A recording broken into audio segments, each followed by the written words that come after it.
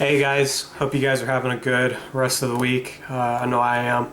I wanted to do a book review on Becoming a Leader by Warren Bennis. Honestly, this book was a joy to read. I had to read it for a class, and more often than not, when a teacher recommends a book or it's an assignment to read a book, the book tends to be a little complex and a little difficult to read. But I got to mention this book right here was a joy. I took it everywhere with me on my travels, at the gym. I took it everywhere with me. It was really a joy, and I didn't find myself at one point in time kind of struggling to push through. Peter Drucker, who people call him, I would say, a major voice in leadership, had high praise. And I'd have to agree. Peter Drucker said this is Warren Bennis' most important book, and I couldn't agree anymore. It's a really, really good read.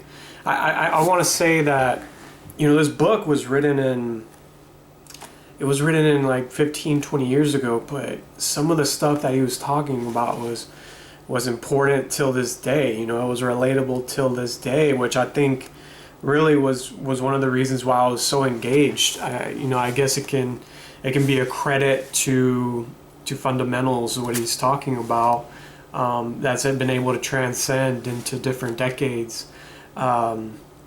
Really amazing, really amazing. And what Warren Bennis was able to do, he was able to paint leadership in different aspects. I think leadership isn't something that can be clearly defined. There's so many different things that goes into it, and Warren Bennis was able to give us different perspectives. For example, you don't have to be an extrovert or charismatic to be a leader. He mentioned in the book that power follows ideas, not position, and I think that's a fantastic way of a different way of looking at that. You don't have to have a title to be a leader, right? So it's really, if I had to describe this book in one word, it would be refreshing. This book was truly refreshing. I'm currently taking a leadership class, and it really helped me keep things into perspective and see things in a different perspective and a different light on what it is to be a leader. It was really, really, really a joy. I had a couple of things that I wanted to share with you guys before I close this video out. He was talking about that leaders have a significant role in creating the state of mind that is the society. Warren Bennis really has this idea that leaders are what moves the world. Obviously that's debatable, but he has a captivating way of describing why he feels that way. When you think about the presidents or human people that care about human equality and have been able to drive human equality throughout the world. You think of Martin Luther King, Gandhi, etc. You think of these individuals that were able to change the world through their leadership. It wasn't because they were great managers, but it was because they had this vision that was able to kind of get everybody involved and really drive towards this better mission that is better for everybody. So really, really good tidbit there. He did have a quote that said, "Our quality of life depends on the quality of our leaders," which was a fantastic quote.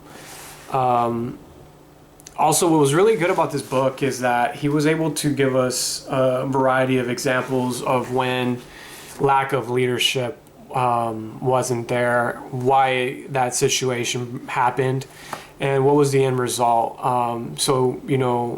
Everybody likes to talk about the good, but I think Warren Bennis was able to show us, examples of where bad leadership can lead people down a rabbit hole, and why that occurred and how you can avoid it. He does talk about ethics as well in this book, which of course is very important. But another great quote that I got here, this was from chapter 2, was without hope we cannot survive, much less progress. When you think of leadership, you think of passion, emotion, drive. Warren Bennis was able to paint a picture with different leaders like Steve Jobs, etc. These individuals that were very passionate about their vision. So Warren Bennis did have a moment there where he was talking about that.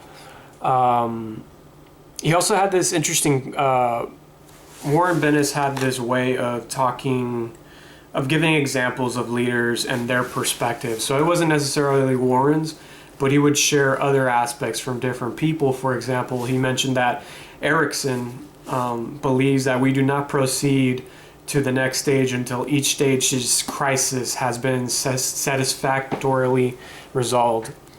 I'd like to mention that this book it's not necessarily just about leadership, but it's also kind of a self-help book. It's also a book that helps you self-reflect. It's a book that helps you critically think, not just about the world, but about yourself as well. And, I'd like to mention that I think we all go through hard times. I myself am going through an interesting time in my point of life, and Warren was able to give me different ideas, different things for me to kind of mentally think about how I can be a better person, or how I can be a better leader, or how I can contribute to my community or my society more effectively. I could probably spend hours talking about everything that he was talking about in this book, but again, all these factors really just came in to make it an enjoyable read. As somebody of myself who loves to read books, this, again, back to the word of the day, is very refreshing. He also gives examples in the music industry. He mentioned that former Beatle, John Lennon, possibly the most influential songwriter of his generation, gave his aunt, who raised him, a gold plaque engraved with an oft-repeated dictum, "You'll never make a living playing that guitar,"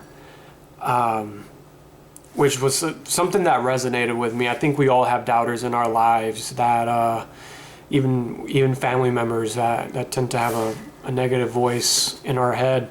And I didn't even know about that story, which kind of just blew my mind, that somebody as influential as John Lennon had his aunt saying to him that you basically aren't gonna amount to anything playing a guitar. And when you think about what John Lennon was able to do and the message that he was able to drive home, especially during a time of war, wow, it was a story that kind of fueled a fire and gave you perspective, which was a great story.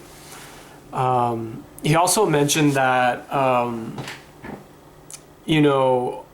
leadership, he didn't really have a stance on if you're born with leadership or if you're built with leadership, but he did mention, and he quoted this, that the truth is we're products of everything: genes, earthquakes, sunspots, schools, accidents, serendipity, anything you can think of and more. And he was basically driving that, making a point that our environment, where we reside, who our parents were, all are playing factors on who we are and who we can become. He also makes an emphasis that we have the ability and capability to change that trajectory just by self-realization. So it was a pretty good chapter that I enjoyed reading there. Again, he has this knack of not just talking about leadership, but self-reflecting. And he had this quote about Socrates that said, "The unexamined life is not worth living." So this book is very thought-provoking. It helps you, we're all like onions. We all have layers. And I think it's a great book that helps us break some of these layers down to really see what's in the center of us and how we can become better leaders. it's a really good book. I want to leave you guys with this last quote and kind of give you a rating on what I thought about this book. The last quote that I have here is that no one, not your parents, not your teachers, not your peers, can teach you how to be yourself. These quotes here are some things I'm going to keep with myself for 10, 15 years, probably longer. You know, this book was a fantastic read. I'm going to have it on my bookshelf. I'm probably going to read it some more, you know, and kind of come back to it. Fantastic read. You know, I would have to give this book an 8 out of 10. If you're, I wouldn't say if you're just a business major. I would say if you're in any capacity where you're trying to make change or you're trying to have an impact, or you're trying to leave this world a better place than how you received it, I highly recommend that you should read this book. It was a fantastic read. I'm looking forward to hearing some of y'all's comments and kind of getting some dialogue and having the opportunity to kind of share some more of what I've learned from this book. Thanks for watching, guys, and keep on reading.